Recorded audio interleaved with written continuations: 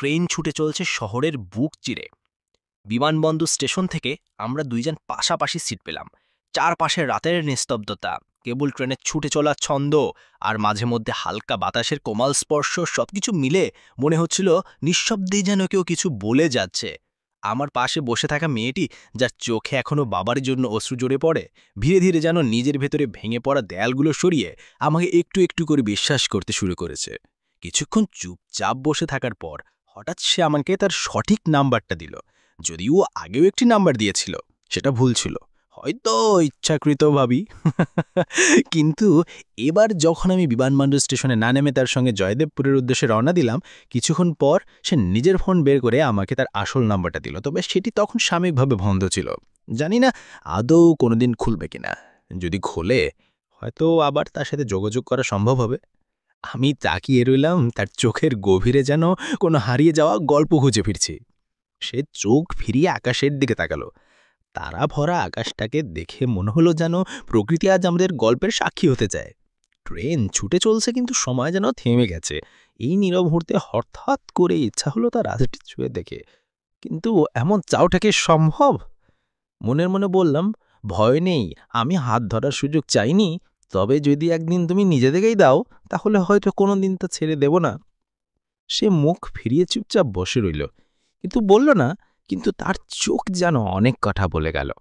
রাত যত গভীর হচ্ছে, আমাদের গল্প ততই অন্তরঙ্গ হয়ে উঠছে।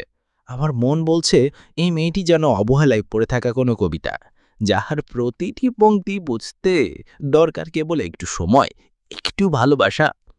আমি মৃদু হাসলাম, মনে মনে বললাম, হয়তো এই ট্রেনের গন্তব্য শুধুই জয়দেবপুর নয়, আরও কিছু, আরও গভীর কিছু। সে হেসে তাকালো আমার দিকে। চাঁদের আলোয় তার মুখটা জলমর করছিল। বুকের ভেতরে এক নতুন গল্প গুনতে শুরু করলাম। ভাবতে থাকলাম, এই চাঁদ মাখা মুখটা কি আবার দেখা হবে? বিমানবন্দর থেকে জয়দেবপুর আসতে ৩০ মিনিট লাগে। পুরোটা সময় কথা বলতে বলতে চলে গেল। ট্রেন জয়দেবপুর স্টেশন আসে পৌঁছালো। হৃদয়ের গভীরে এক অজানা ধাক্কা। বারবার মনে হচ্ছিল, এই পথটা যদি আরেকটু দীর্ঘ হতো। আমরা ট্রেন থেকে নামলাম। লিজা আগে আগে নেমে গেল, আমি মালামালের জন্য একটু দেরি করলাম। তারপরও দেখলাম সে নিচে দাঁড়িয়ে আমার জন্য অপেক্ষা করছে। প্ল্যাটফর্ম থেকে আমরা সামনে এগিয়ে গেলাম। তখনই মনে হলো আমার খিদে পেয়েছে। বললাম, চলেন কিছু একটা খেয়ে নি। সে সমর্থ হলো। কিছু দূর গিয়ে একটা দোকান দেখতে পেলাম।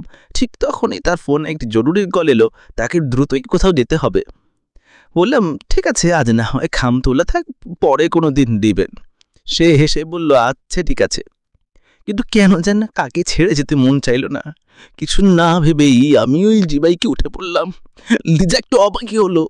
বললাম, চলেন, আমিও চৌরাস্তা যাই, সেখান থেকে আজমেরি গ্লোরি বা বলাকা বাসে টঙ্গি চলে যাব।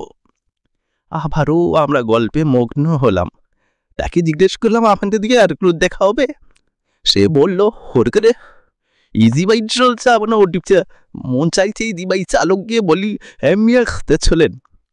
তাকে খুনে ছুটি ছলে বললাম, এই পথ যদি শেষ না হতো, বড়টু কেমন হতো? সে আবেগ ঘন কণ্ঠে বলল, জীবনের কিছু কিছু পথ শেষ না হলে আবার সমস্যাও হয়। আমি হালকা হেসে চুপ করে গেলাম। চৌরাস্তায় এক শেষে গেল। এবার সত্যি বিদায়ের সময়। আমাদের পথ দুই দিকে বিভক্ত। লিডার যাবে কর্ণবাড়ি, আমি যাব টঙ্গী। ইচ্ছা করলেও মালানা শোভা এত রাতে তার সঙ্গে যাওয়া সম্ভব নয়। প্ল্যাটফর্ম থেকে আমরা সামনে এগিয়ে গেলাম। তখনই মনে হলো আমার খিদে পেয়েছে। বললাম, চলেন কিছু একটা খেয়ে নি। সে সম্মত রইল। কিছু দূর গিয়ে দোকান দেখতে পেলাম। ঠিক তখনই তার ফোনে একটি জরুরি কল এলো, আগে দ্রুতই কোথাও যেতে হবে। বললাম, ঠিক আছে, আজ না হয় খাওয়ানো তোলে থাক, পরে কমজন দিবেন। সে হেসে বলল, আচ্ছা ঠিক আছে। কিন্তু কেন যেন তাকে ছেড়ে যেতে মন চাইল না। কিছু না ভেবে আমিও ওই যে বাইক খুঁজে পড়লাম। লিজা একটু অবাক হলো। বললাম, চলেন, আমিও চৌরাস্তা যাই, সেখান থেকে আজমেরি গ্লোরি বা বলাকা বাসে একটু অন্যদিকে নিয়ে যাবো। আবারও আমরা এক গল্পে মগ্ন হলাম। তাকে জিজ্ঞেস করলাম, আমাদের আর কোনো দেখা হবে? সে বলল, হঠাৎই পেরে ইজি বাইক চলছে কোন গতিতে।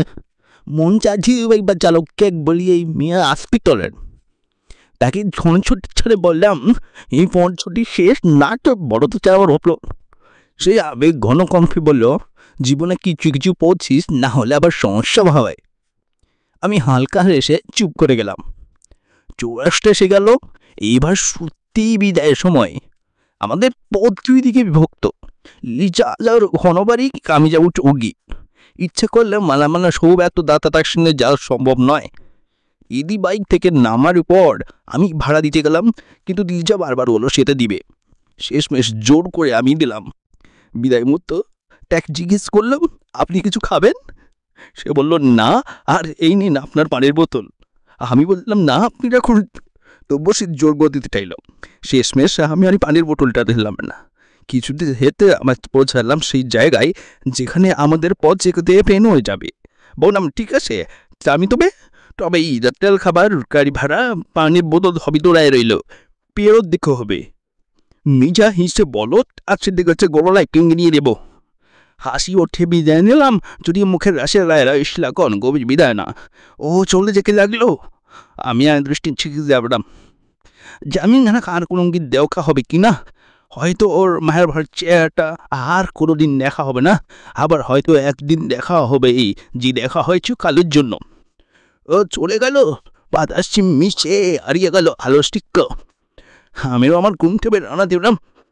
আজমেরি গ্লোড এই পাশে করে ফিরে নেমে দিচ্ছে আমায়।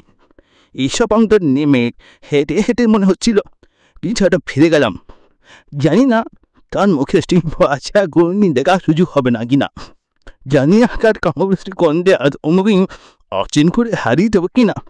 তবে শেষ মেশা বলেই নেহা ঠেকো সুখী ঠেকো বাও কাহ পাচক। কিন্তু আবার যদি কোন তার মেয়েটির সঙ্গে আমার দেখা হয়, তাই এই গল্পের পরবর্তী পর্ব আপনাদের সঙ্গে নিয়ে আসবো ইনশাল্লাহ।